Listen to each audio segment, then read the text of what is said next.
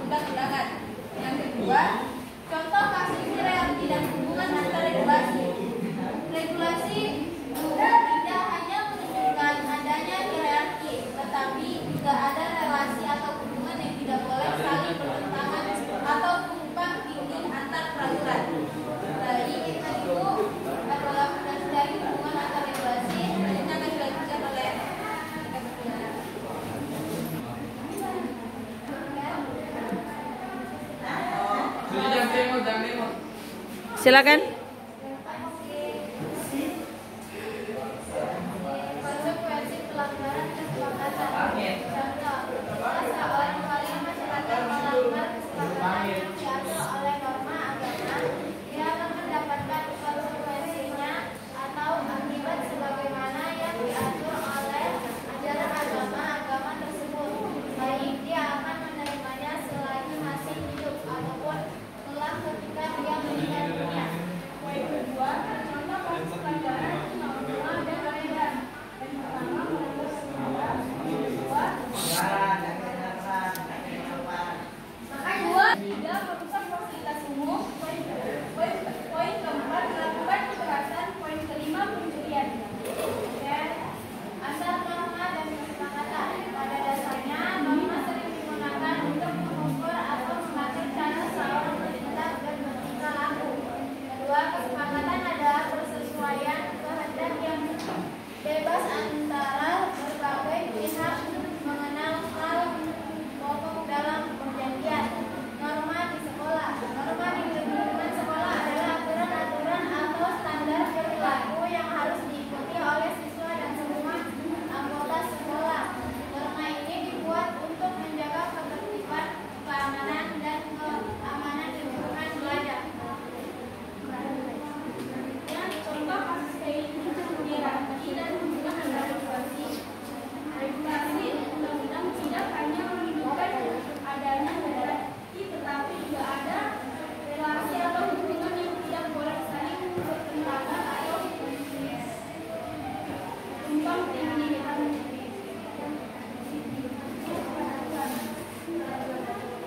Poin kedua, mengatasi pelanggaran norma dan regulasi, yaitu adalah memberikan sanksi atau hukuman, melakukan investigasi atau audit, melakukan perbaikan atau pembenahan, dan melakukan sosialisasi atau edukasi. Oke. Silakan. Baiklah, itu tadi presentasi dari kami. Jika ada yang ingin menambahkan, saya persilakan. Assalamualaikum warahmatullahi wabarakatuh. Assalamualaikum warahmatullahi wabarakatuh. Di sini saya akan menambahkan materi dari tentang yang kalian bahas duluan, yaitu tentang konstitusi. Itu belum ada tentang konstitusi Indonesia dikenal sebagai Revolution Congress, yang bermakna bahwa UUD 1945 mengandung gagasan revolusi yang berwatak nasional dan sosial. Tujuannya adalah dekolonisasi dan perubahan sosial ke arah terwujudnya keadilan sosial bagi seluruh rakyat Indonesia. Itu belum ada disebutkan. Nah, itu tambahan dari saya. Bisa kamu sedikit jelaskan apa yang kamu tambahkan itu maksudnya bagaimana?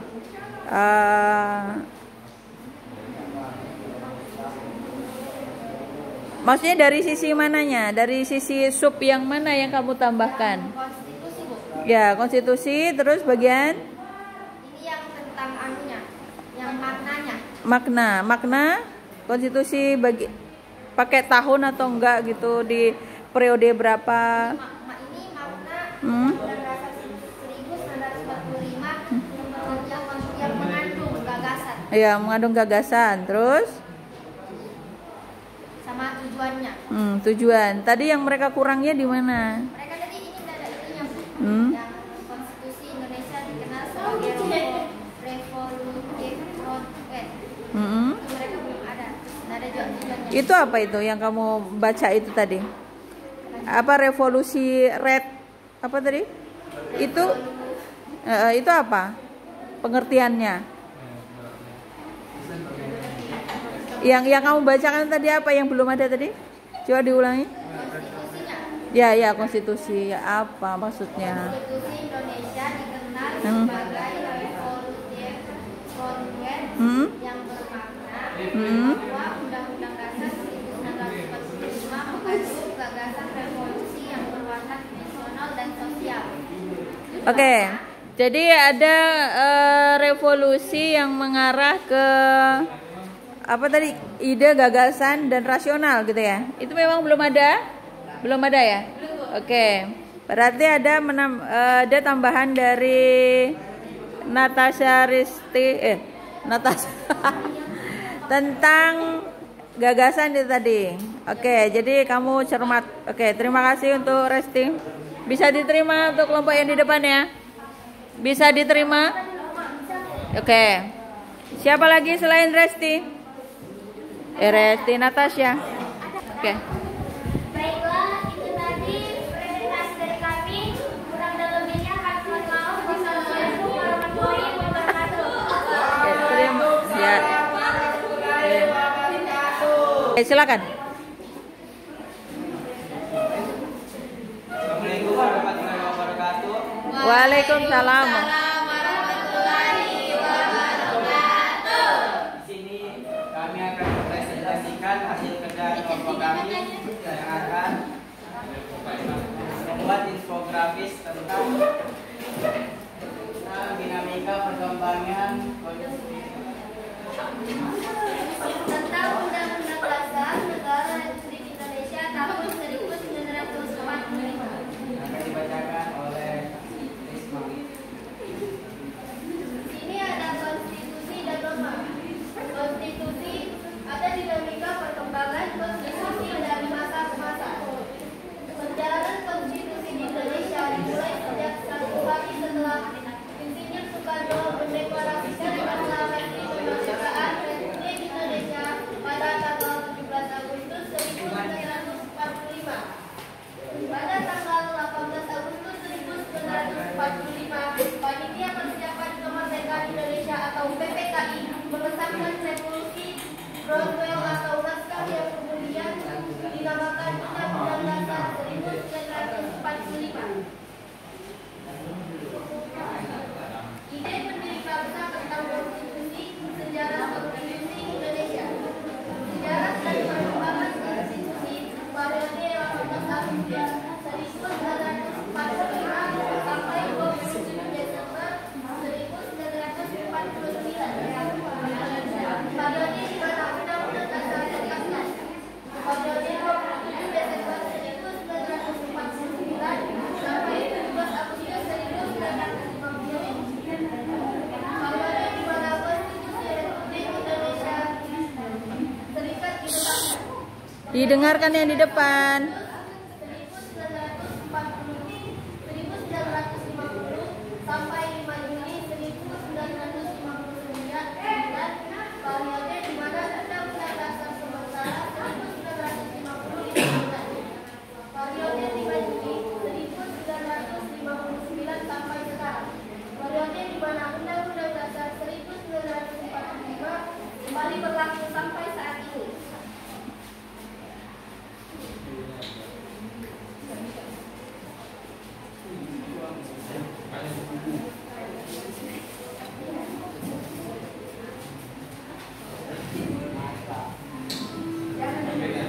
Hubungan antar regulasi. Regulasi dan hubungan antar regulasi ialah suatu urusan peningkatan dalam jenjang jabatan. Sedangkan hubungan antar regulasi adalah hubungan yang mengatur tentang tatanan tertentu yang dilandasi oleh peraturan perundang-undangan. Contoh kasus hierarki dan hubungan antar regulasi.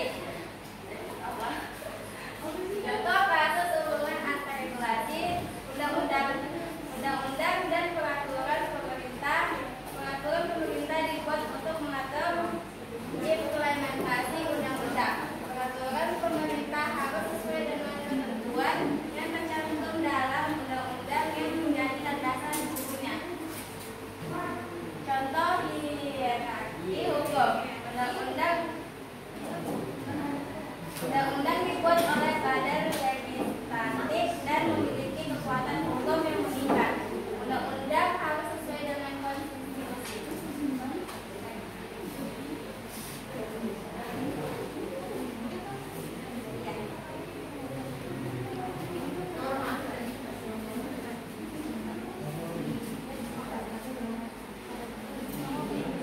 Norma konsekuensi pelanggaran kesepakatan antar norma dan kesepakatan. Suatu norma memiliki korelasi dengan kesepakatan karena norma merupakan kesepakatan Kesepakatan atau permufakatan adalah sikap yang menyepakati akan suatu atau beberapa hal oleh satu pihak dengan pihak lain. Kesepakatan ini dilakukan untuk mencapai suatu tujuan tertentu dalam masyarakat.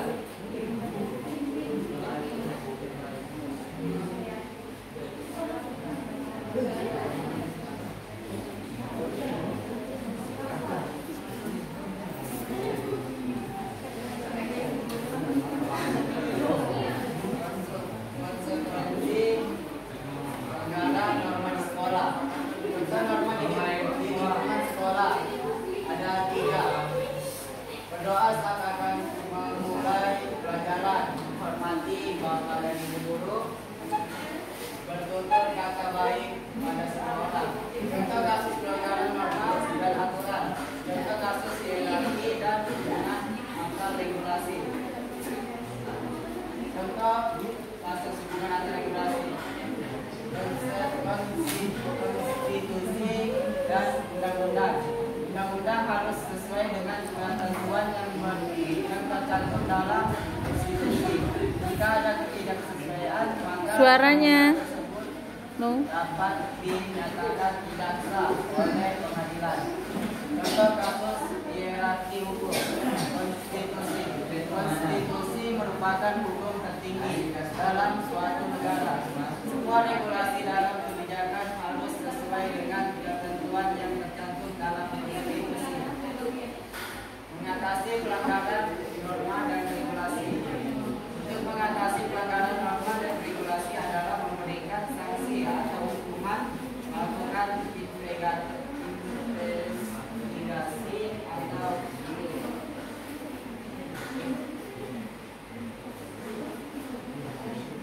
audit, melakukan perbaikan atau membenar dan melakukan sosialisasi atau edukasi. Pelanggaran norma dan kesepakatan adalah tindakan yang bertentangan dengan aturan atau nilai yang berlaku di suatu kelompok atau masyarakat. Oke. Itu saja materi dari kami. Jika ada yang ingin menambahkan, kami persilahkan. Waalaikumsalam warahmatullahi wabarakatuh. Saya akan menambahkan materi yang mereka sampaikan. Mereka tidak menjelaskan apa itu konstitusi atau pengertiannya atau istilahnya. Istilah konstitusi dalam bahasa banyak bahasa berbeda-beda, seperti dalam bahasa Inggris constitution, dalam bahasa Belanda constitution, dalam bahasa Jerman constitution, dalam bahasa Latin constitutio, yang berarti undang-undang dasar atau hukum dasar. Jadi konstitusi merupakan hukum dasar tertinggi yang membuat hal-hal mengenai pelanggaran negara. Oke. Gimana itu memang belum ada konstitusi? Ya. Oke, ya. Terima kasih untuk Putri. Siapa lagi? Ya. Dua jenis konstitusi, jenisnya gitu. Nah, ada kan? Ya. Saya akan tambahkan jenis konstitusi. Nama. Perkenalkan, nama saya Jurfaida. Saya akan menambahkan materi yang kalian sampaikan. Di sini saya akan menambahkan konstitusi dua jenis, yaitu konstitusi tertulis adalah aturan-aturan pokok dasar.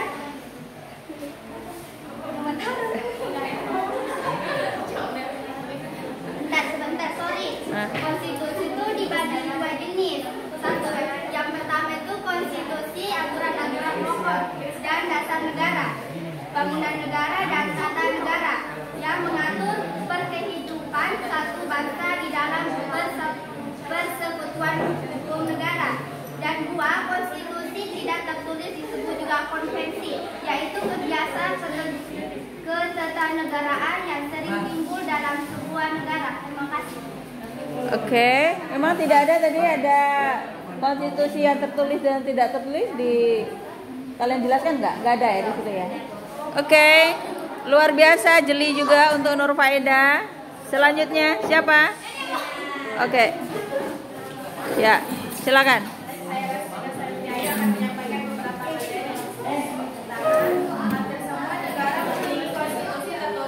Termasuk Indonesia berupa Undang-Undang Dasar 1945. Sedangkan negara yang dianggap tidak memiliki konstitusi tertulis adalah Inggris dan Kanada. Di kedua negara ini, aturan dasar terhadap semua lembaga-lembaga kenegaraan dan semua hak asasi manusia terdapat pada adat kebiasaan dan juga tersebar di berbagai dokumen. Yang kedua, para pendiri bangsa telah sepakat menyusun sebuah undang-undang dasar sebagai konstitusi tertulis dengan segala arti dan fungsinya. Undang-undang dasar adalah naskah yang memaparkan rangka dan tugas-tugas pokok dari badan pemerintah suatu negara dan menentukan pokok cara kerja badan-badan tersebut. Di dalam negara yang menganut hak demokrasi, undang-undang dasar mempunyai fungsi yang khas, yaitu membatasi kekuasaan pemerintahan agar penyelenggaraan kekuasaan tidak bersifat sewenang-wenang. Dengan demikian, diharapkan hak-hak warga negara akan lebih terlindungi. Gagasan ini disebut dengan konstitusionalisme. Oke. Tentang penjelasan sebentar. Tentang penjelasan konstitusionalisme asal usulnya tadi disampaikan apa enggak? Tidak sejelas itu ya. Oke, terima kasih untuk Rasmina. Siapa namanya? Ramdan Sirat, silakan. Oke.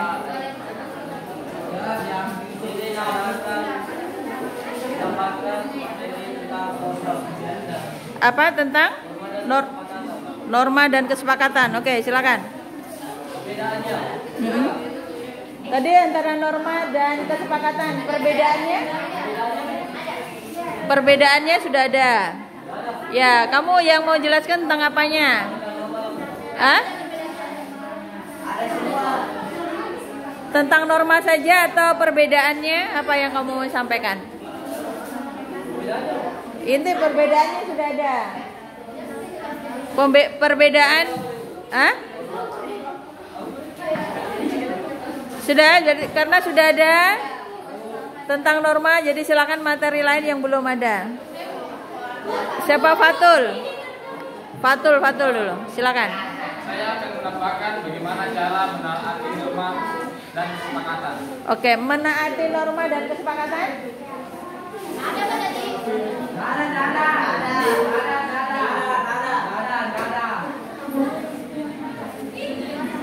Tidak usah merasa paling benar, oke? Yes? Tidak ada di situ? Oke, silakan. Norma dan kesepakatan harus ditaati. Oleh karena itu, norma harus ditaati apabila yang melanggar norma harusnya menerima konsekuensinya. Konsekuensi bukan hanya terhadap pelaku pelanggaran, tetapi juga dampak yang ditimbulkan terhadap masyarakat, seperti tawuran, sudah barang tentu ada kesepakatan umum bahwa hal tersebut tidak diperbolehkan. Ada banyak dampak negatif yang ditimbulkan oleh pelaku pasal tersebut. Secara individu, tentu saja ada luka batin dan lahir.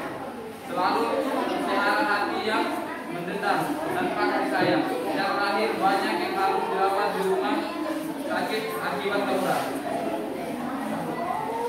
Itu berarti itu masalah sehubungan dengan akibat dari ketidaksepakatan ya, atau konsekuensi, menerima konsekuensi gitu ya. Ada nggak di situ tadi ya? Bentar, kita di sini hanya pengertian, cuma tadi yang dijabarkan sama Bang Fatul itu lebih detail ke masalah hingga konsekuensinya ya. Oke, jadi kita bisa terima. Oke, bisa diterima untuk Fatul karena memberikan konsekuensi lebih mengarah ke contoh perilaku ya. Oke, terima kasih. Silakan duduk. Ada lagi tambahannya? Ya, Dorce. Ya.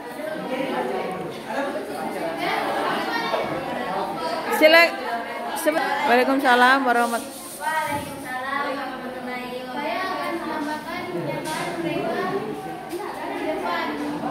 tentang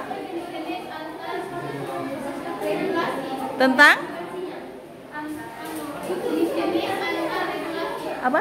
Jenis-jenis antar regulasi. Oh, jenis-jenis antar regulasi.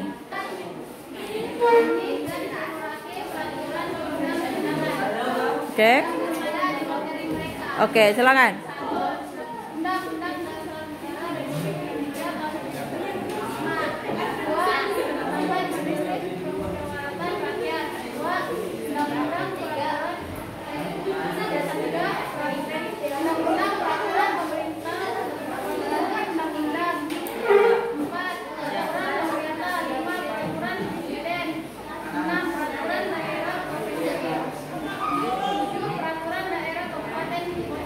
Oke.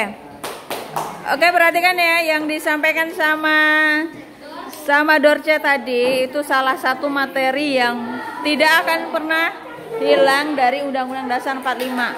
Hierarki. Jadi hierarki dalam peraturan perundang-undangan itu ada 6 atau 7 tadi. Jadi itu tidak boleh tertukar, harus berurutan. Namanya tata urutan peraturan perundang-undangan atau hierarki peraturan perundang-undangan ya. Jadi mulai dari yang pertama, kedua sampai ke-7 tadi harus berurutan. Kalau tidak berurutan maka salah. Jadi diingat itu ya. Itu ada soal-soalnya nanti. Jadi hierarkinya peraturan perundang-undangan. Oke, terima kasih untuk Dorce tambahannya yang memang tidak ada di sana tadi.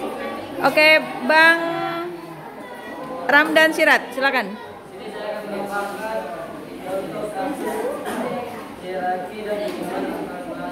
Contoh kasus hierarki. Kayaknya sudah ada ya? Sudah ada. Kalau pokoknya kalian ini aja tambahannya. Pengertian dari tadi itu hierarki peraturan perundang-undangan. Misalnya jadi yang pertama sampai ke-7 itu siapa yang membuat pengertiannya itu yang belum malahan. Karena ini adalah ilmu pengetahuan yang umum dan semuanya harus paham. Oke, ada lagi? Oke. Siapa antara Febri sama Melis? Ya, Melis dulu ya, silakan. Saya akan menambahkan materi tentang contoh konvensi dalam ketatanegaraan Indonesia. Contoh apa? Contoh konvensi dalam ketatanegaraan Indonesia. Contoh konvensi ketatanegaraan sudah ada? Sudah ada? Sudah ada. Oke, silakan. Antara lain pengambilan keputusan di MPR berdasarkan musyawarah untuk mufakat, pidato Presiden setiap tanggal 16 Agustus 1945 di depan sidang paripurna DPR. Dan sebelum MPR bersidang, Presiden telah menyiapkan rancangan bahan-bahan untuk sidang umum MPR yang akan datang itu. Coba diulangi. Antara lain pengambilan keputusan di MPR berdasarkan musyawarah untuk mufakat, pidato Presiden setiap tanggal 16 Agustus 1945 di depan sidang paripurna DPR. Dan sebelum MPR bersidang, Presiden telah menyiapkan rancangan bahan-bahan untuk sidang umum MPR yang akan datang itu. Itu tadi apa yang kamu sampaikan? Contoh dari Konvensi dalam ketatanegaraan Indonesia. ya. Oke, yang disampaikan tadi ada contoh konvensi yang ketatanegaraan yang dilakukan di negara Republik Indonesia. Itu tadi salah satunya MPR ya. MPR. Silakan. Oke, jadi masuk di situ nggak ada ya. Contoh konvensinya tentang keputusan MPR untuk membuat pidato presiden di tanggal 16 Agustus. Jadi setiap tanggal 16 Agustus itu presiden selalu memberikan pidato dan itu yang atas rancangan dari MPR.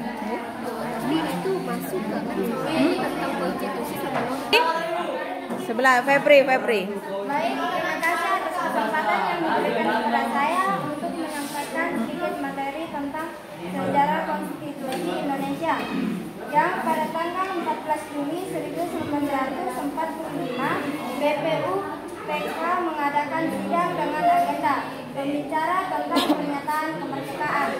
Panitia perancangan Undang-Undang Dasar melaporkan isinya. Pasal-pasal dari rancangan Undang-Undang Dasar berjumlah 42 pasal. Dan dari 42 pasal tersebut, ternyata ada 5 pasal masuk tentang aturan peralihan dengan keadaan perang. Yang salah satunya pasal mengenai aturan tambahan. Sekian dan Oke, aturan tambahan. Sebentar ya. Yang dibahas tadi ini tentang sejarah konstitusi. Konstitusi itu sama dengan Undang-Undang Dasar Negara Republik Indonesia. Jadi di dalam Undang-Undang Dasar Negara Republik Indonesia itu terdiri dari pasal-pasal dan ayat-ayat. Jadi di sana ada yang tidak dimasukkan sebagai apa tadi yang menjadi tambahan, pasal dan tambahan itu. mengenai aturan tambahan. Ya, mengenai pasal dan aturan tambahan itu yang tidak masuk ke dalam pasal-pasal sehingga dimasukkan ke aturan tambahan. Nah, itu sejarahnya mungkin tidak dimasukkan tadi ya dengan jelas di situ ya. Hanya garis besarnya saja. Oke, Febri, terima kasih. Sana? Ya, silakan. Jadi saya akan menambahkan Oke.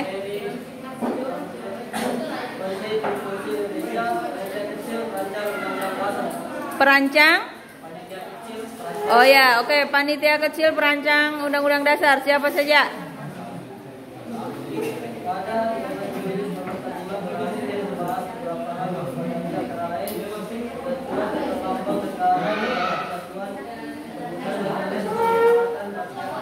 dan membentuk panitia pengawasan sendiri yang ada didirikan oleh umum acara undang-undang. Suaranya sebentar. Ulangi silakan. Lanjutkan. Beberapa hal dan menyepakati acara lain sesuai dengan lambang negara.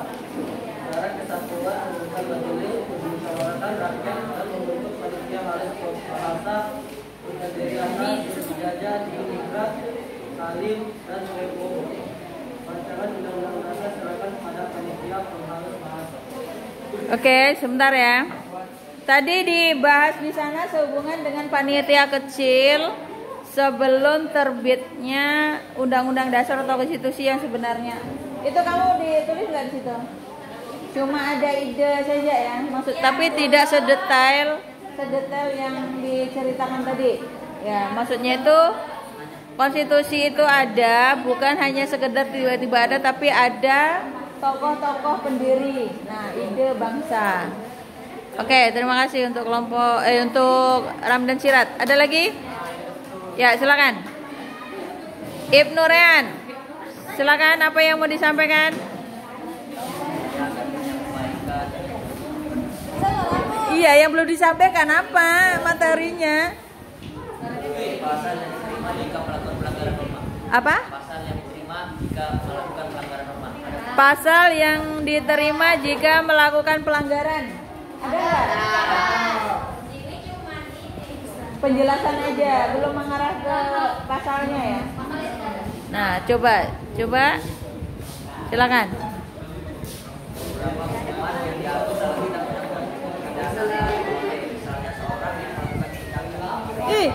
Jangan sambil tuh.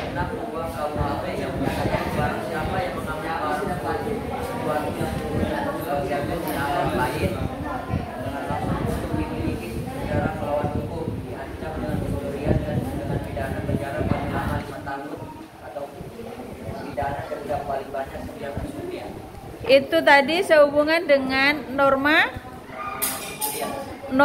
pencurian. Maksudnya itu sehubungan dengan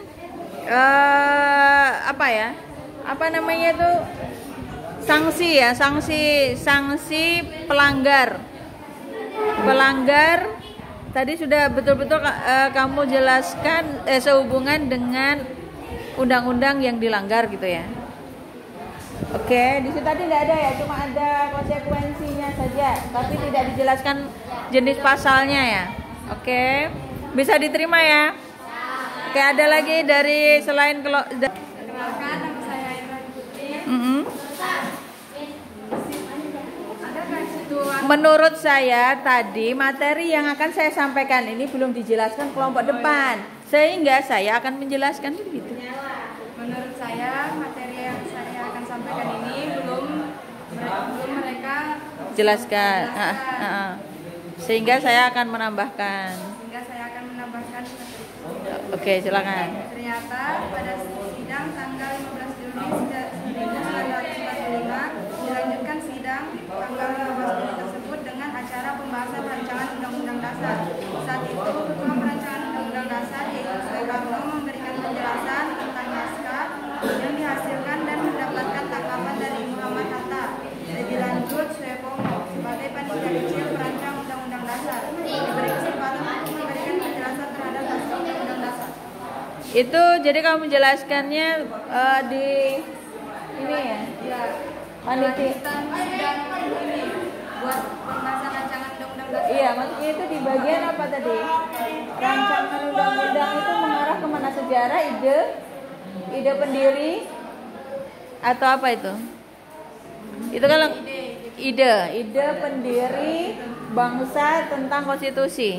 Jadi ide tadi itu dicetuskan oleh Supomo, Soekarno, sama Muhammad Hatta. Oke. Terima kasih. Tadi emang nggak ada ya, jadi judul aja. Ada lagi? Ada lagi? Belum ada. Istiana belum. Akbar belum. Kemudian siapa lagi tuh? Belakang 2. Tasya. Itu siapa yang samping sana? Mondi juga belum.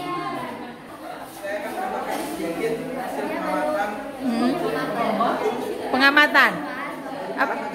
Apa? Tentang apa? Tentang negara Indonesia menganut konstitusionalisme sebagai mana ditegaskan dalam pasal 1 ayat 2 Undang-Undang Dasar Negara Republik Indonesia tahun 1945 yang berbunyi kedaulatan berada di tangan rakyat dan dilaksanakan menurut Undang-Undang Dasar. Konstitusi adalah dasar yang menjadikan pegangan dalam penyelenggaraan pemerintahan negara. Oleh karena itu, konstitusi bukan undang-undang biasa. Tidak ditetapkan oleh lembaga legislatif biasa, tapi oleh badan khusus yang lebih tinggi kedudukannya. Oke, kita cek dulu ya. Ya, apa bunyinya? Oh ya, kedaulatan rakyat berada di tangan rakyat. Ya, dan dilaksanakan menurut undang-undang. Oke, itu tadi kalian di antara kelompok yang 2 kelompok ini memang belum ada sedikit menyinggung sehubungan dengan pasal ya, pasal-pasal ya, dari isi pasal-pasal Undang-Undang Dasar di dalam konstitusi. Oke, masuk. Ya. Saya akan menambahkan materi dari penjelasan saya. Jadi di situ belum membahas beberapa hal yang disampaikan oleh panitia kecil dalam konstitusi Indonesia, baik antara lain ketentuan tentang lambang negara, negara kesatuan, sebutan majelis permusyawaratan rakyat, dan membentuk panitia pengawas kuasa yang terdiri atas Jadiningrat, Salim, dan Supomo. Rancangan undang-undang dasar diserahkan kepada panitia pengawas kuasa. Oke, sebentar. Sebentar, itu panitia kecil. Kalau panitia kecil yang disampaikan sama Ramdan tadi, dia isinya tentang apa tadi Ramdan ya? Yang panitia kecil tadi kamu bahas tentang apa? Nah, kalau yang ini tadi tentang bahasa. Nggak, maksudnya sehubungan tentang apa dibahasnya itu? Beda, karena dia hanya menyebutkan nama-nama tokohnya yang bergabung di panitia kecil. Nah, di dalam panitia kecil itu membicarakan apa, ini baru disampaikan. Jadi sedikit berbeda. Oke. Terima kasih untuk Istiana.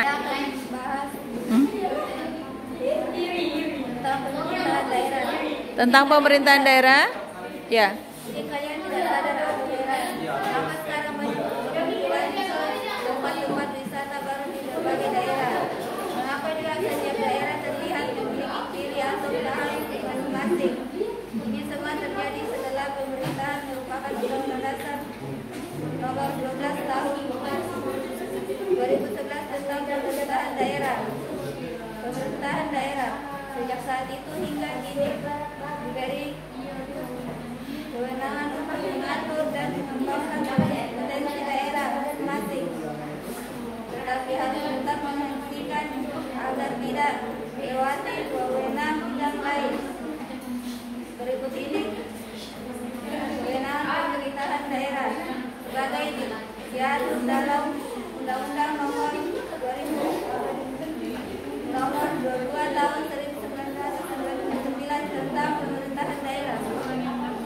Oke, sampaikan sama Mondi tadi. Hai guys. Hai. Ya. Perhatikan. Jadi yang disampaikan sama Mondi tadi adalah tentang hierarki konstitusi atau Undang-Undang Dasar 45 atau tata urutan peraturan perundang-undangan yang disampaikan sama siapa tadi? Dorce ya. Dorce tadi kan ada menyampaikan tuh salah satu yang terakhir itu adalah peraturan daerah. Nah, ya peraturan daerah yang dijelaskan sama Mondi. Jadi ternyata kenapa diberikan peraturan daerah itu diserahkan oleh daerah itu sendiri karena memang pemerintah pusat menyerahkan seutuhnya untuk mengelola wilayah daerahnya itu. Seperti itu ya. Jadi maka ada peraturan daerah. Makanya kita juga nih termasuk wilayah Kalimantan Utara, kita juga punya peraturan daerah tersendiri untuk otonomi daerah. Jadi termasuk pembangunan yang ada di wilayah kita itu juga ada regulasi dari pemerintah daerah. Gitu. Jadi hierarki tadi itu nanti bisa menjadi soal, diperhatikan mulai sampai terakhir pemerintah daerah.